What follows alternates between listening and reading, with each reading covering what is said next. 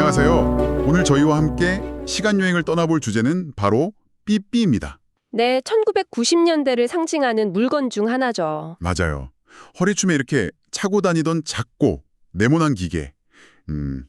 여러분이 보내주신 여러 기사나 회고록 또 분석 자료들을 바탕으로요. 그 시절 삐삐가 왜 그렇게 많은 사람들의 필수품이 되었는지, 그렇죠. 당시 사회 모습과 사람들의 소통 방식은 어땠는지 그 의미를 좀 차분히 되짚어보려고 합니다. 네, 삐삐는 뭐랄까 단순한 통신기기 그 이상이었던 것 같아요. 어떻게 등장해서 그렇게 선풍적인 인기를 끌었고 또 어떤 독특한 문화를 만들어냈는지 좀 살펴볼 텐데요. 네. 특히 그 숫자 암호라던가 음성 사소함처럼 삐삐만이 가졌던 아날로그적인 소통 방식이 있잖아요. 아, 맞아요. 수차암호. 네, 그리고 공중전화와의 그 밀접했던 관계 같은 그런 흥미로운 이야기들이 많습니다. 잠시 사라졌던 삐삐가 지금은 또 어떻게 쓰이고 있는지도 한번 같이 알아보겠습니다. 좋습니다. 그럼 지금부터 여러분과 함께 조금은 느리고 불편했지만 그래서 더 애틋했을지도 모르는 그 90년대 삐삐의 세계로 조용히 들어가 보겠습니다. 우선 삐삐가 어떻게 우리 생활 속으로 들어왔는지 그 얘기부터 시작해 볼까요? 네, 자료들을 이렇게 살펴보니까 우리나라에 무선 호출 서비스가 처음 도입된 건 1982년 혹은 83년경이라고 하네요. 네, 맞아요. 처음엔 이름도 무선 호출기였고 경찰이나 의사 아니면 좀 고위 공무원들처럼 긴급 연락이 필요한 그런 특수 직종에서 주로 사용했다고 하고요. 그렇죠. 그 호출할 때 삐삐 소리가 난다고 해서 자연스럽게 삐삐라는 애칭이 붙은 거죠. 뭐랄까 초기에는 아무나 가질 수 없는 좀 특별한 기기였어요. 그랬겠네요. 네. 하지만 1990년대에 들어서면서 상황이 크게 달라집니다. 기술이 발전하면서 기기 크기는 점점 작아지고 가격은 내려갔고요. 결정적으로 통신 사업자 간의 경쟁이 시작됐습니다. 경쟁이라면 구체적으로 어떤 변화가 있었던 건가요? 일단 1991년에 한국이동통신이 전국 단일 번호인 012 서비스를 시작했어요. 이게 전국 어디서든 하나의 번호로 호출이 가능해졌다는 점에서 중요한 전환점이었고요. 아하.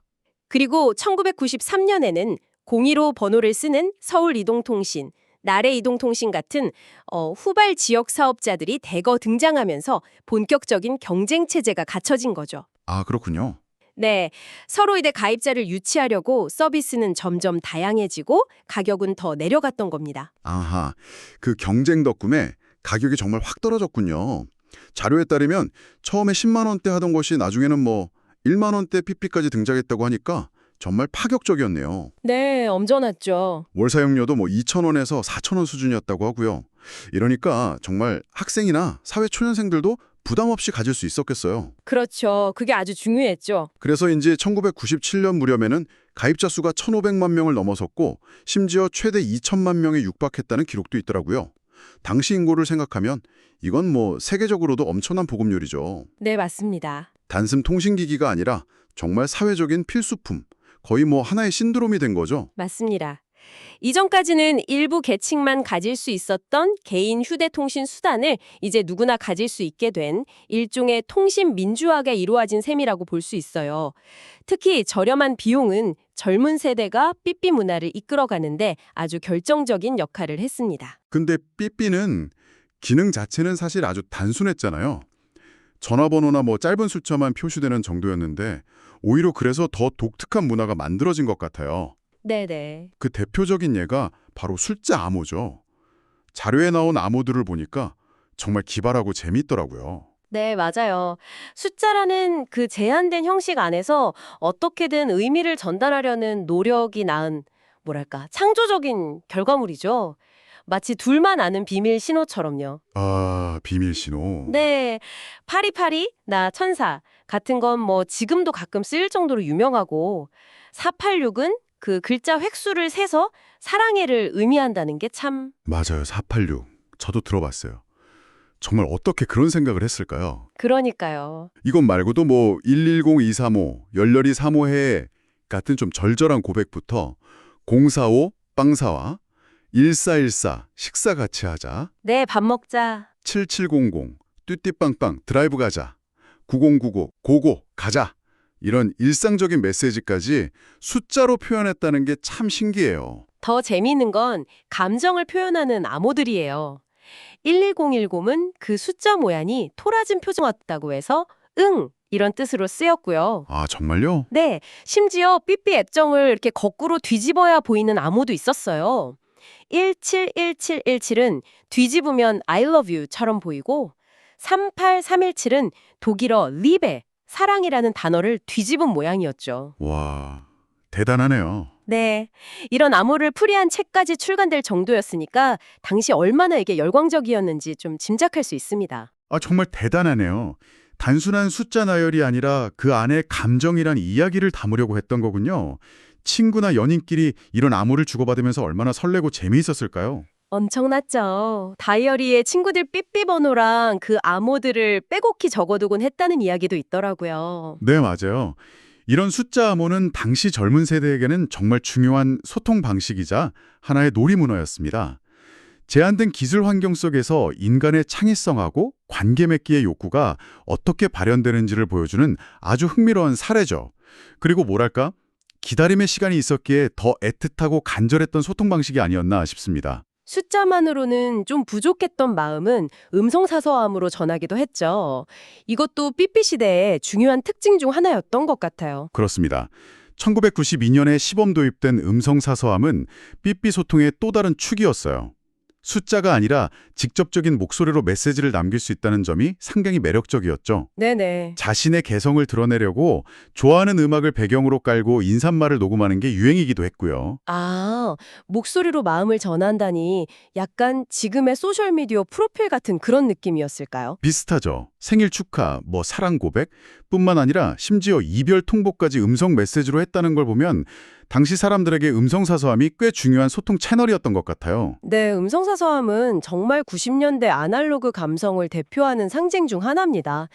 그 남학생들이 마음에 드는 여학생의 음성사서함에 자기 삐삐 번호를 남기면서 연락을 기다리는 이른바 삐삐팅이라는 문화도 있었죠. 아, 삐삐띵! 음성사서함에 애정어릴 메시지를 남겨서 관계를 확인하고 과시하기도 했고요. 삐삐팅이라니 뭔가 풋풋하면서도 낭만적이네요. 아, 근데 삐삐로 메시지를 받으면 답장을 하려면 결국 전화를 해야 했잖아요. 그렇죠. 그래서 공중전화 부스 앞에 항상 사람들이 줄을 섰다는 이야기가 참 인상 깊었어요. 정확합니다. 삐삐는 메시지를 받는 단방향 기기였기 때문에 호출을 받으면 내용을 확인하고 발신자에게 연락하기 위해서는 공중전화나 집전화를 이용해야 했죠. 네. 그래서 삐삐의 인기가 높아질수록 공중전화의 이용률도 함께 치솟았습니다. 정말 삐삐 덕분에 공중전화가 제2의 전성기를 맞았다고 할 정도였으니까요. 아, 그랬군요. 심지어 테이블마다 전화기가 설치된 카페까지 등장했다고 하니 삐삐하고 공중전화는 정말 떼려야 뗄 수 없는 그런 파트너 관계였던 셈입니다. 삐삐를 확인하고 또 동전을 넣고 답장을 보내기 위해 줄을 서서 기다리는 모습. 지금은 좀 상상하기 어려운 풍경이지만 그 기다림 속에도 나름의 설렘과 낭만이 있었을 것 같아요. 네, 분명 그랬을 겁니다. 이렇게 삐삐는 소통 방식을 넘어서 사회 전반에도 여러 영향을 미쳤다고 하는데요. 구체적으로 어떤 점들이 있었을까요? 우선 삐삐는 뭐랄까 언제든 호출될 수 있는 사회의 시작을 알렸다고 볼 수 있어요. 이전에는 퇴근하면 일과 완전히 분리될 수 있었지만 삐삐가 보급되면서 일과 생활의 경계가 점차 흐릿해지기 시작했죠. 아, 항상 연락에 대기해야 한다는 인식이 생겨난 겁니다. 이는 훗날 스마트폰 시대의 상시 연결 사회로 나아가는 좀 과도기적인 모습이라고 볼 수 있습니다. 항상 연결되어 있다는 편리함 이면에 그런 부담감도 함께 생겨났군요. 네, 그런 측면이 분명히 있었죠. 또 다른 영향으로는 삐삐가 당시 젊은 세대의 패션 아이템 역할도 했다는 점입니다. 아, 재밌네요. 네, 자료들에 보면 허리춤이나 가방에 삐삐를 차고 다니는 것이 일종의 힙한 스타일로 여겨졌다고 해요. 투명 케이스나 컬러 삐삐, 또 형형색색의 삐삐줄 같은 걸로 개성을 표현하기도 했고요. 작지만 자신을 드러내는 하나의 액세서리였던 거죠. 삐삐가 패션 아이템이었다니 경제적으로도 파급 효과가 컸을 것 같은데요. 물론입니다. 삐삐 제조사들, 예를 들어 모토로라나 삼성, 현대, LG 같은 대기업들, 그리고 펜텍이나 테슨전자 같은 중견기업들이 이 시기에 크게 성장했습니다. 네. 관련 액세서리 산업이나 광고 시장, 통신 서비스 사업도 당연히 호황을 누렸고요.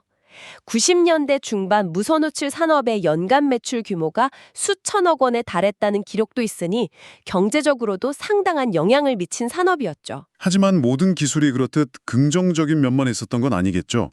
혹시 뭐 부작용 같은 건 없었나요? 그렇습니다.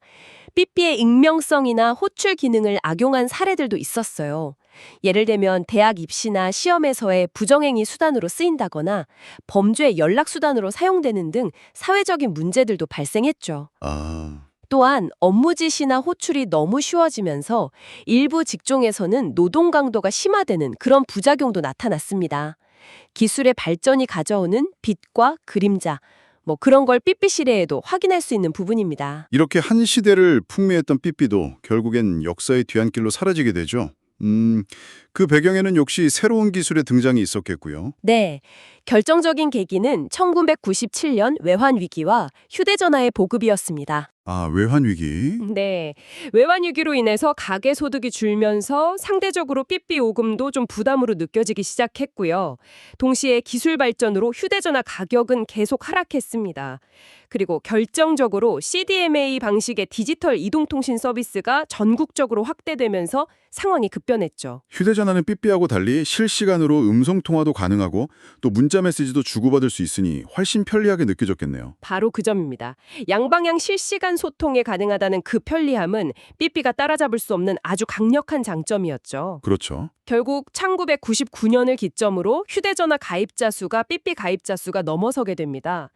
그 후로는 삐삐 이용자 수가 정말 급격히 감소했고 2000년대 초반에는 대부분의 삐삐 사업자들이 서비스를 중단하기에 이르렀습니다. 맞아요. 기록을 보니까 나래이동통신 같은 회사는 2003년에 부도를 맞았고 리얼텔레콤도 2009년에 폐업했다는 내용이 있네요. 네. 그리고 마지막까지 남아있던 SK텔링크의 011 서비스도 2019년에 종료되면서 우리나라에서 대중적인 삐삐 서비스는 완전히 막을 내린 거군요. 네, 그렇습니다. 공교롭게도 일본에서도 비슷한 시기인 2019년에 마지막 삐삐 서비스가 종료되었는데요. 이때 삐삐 장례식에 열렸다는 외신 보도가 있었어요. 삐삐 장례식이요? 네, 한 시대의 상징과 작별하는 그런 의식이었던 셈이죠. 그만큼 삐삐가 단순한 기기가 아니라 정말 많은 사람들의 추억과 감성이 깃든 물건이었음을 보여주는 것 같습니다. 그런데 흥미로운 점은 삐삐 서비스가 완전히 사라진 건 아니라는 거예요. 지금도 특정 분야에서는 여전히 사용되고 있다면서요. 네, 맞아요. 대중적인 서비스는 종료됐지만 아주 사라진 것은 아닙니다. 예를 들어 병원에서는 삐삐가 여전히 유용하게 쓰입니다. 의료기기와의 전파 간섭 우려가 적고 또 위급 상황 시 여러 명에게 동시에 호출을 보낼 수 있기 때문이죠. 아, 그렇군요. 영국의 국민보건 서비스 NHS나 해상구조대 RNLI 같은 긴급 서비스를 제공하는 기관에서도 삐삐를 계속 사용하고 있다고 합니다. 왜 그런 기관들에서는 계속 삐삐를 쓰는 걸까요? 뭐 스마트폰이 더 편리하지 않을까요? 몇 가지 이유가 있는데요. 우선 삐삐는 통신망의 안정성이 높고 특히 건물 내부에서의 전파 투과율이 좋아서 통신이 끊길 염려가 적습니다. 아하. 배터리 수명도 매우 길고 기기 자체의 내구성도 뛰어나죠. 또한 스마트폰과 달리 위치 추적이 어렵다는 점도 특정 환경에서는 장점이 될 수 있습니다. 물론 지금은 그런 목적으로 사용되는 경우는 거의 없다고 알려져 있고요. 네. 최근에는 남은 사업자들이 사물 인터넷 IoT 기술과 접목해서 스마트홈 제어나 무인 매장 관리 같은 새로운 분야로 사업을 확장하려는 시도도 하고 있다고 합니다. 그렇군요. 시대의 변화에 따라 역할은 달라졌지만 여전히 필요한 곳에서 그 명맥을 이어가고 있네요. 그리고 지금도 삐3호,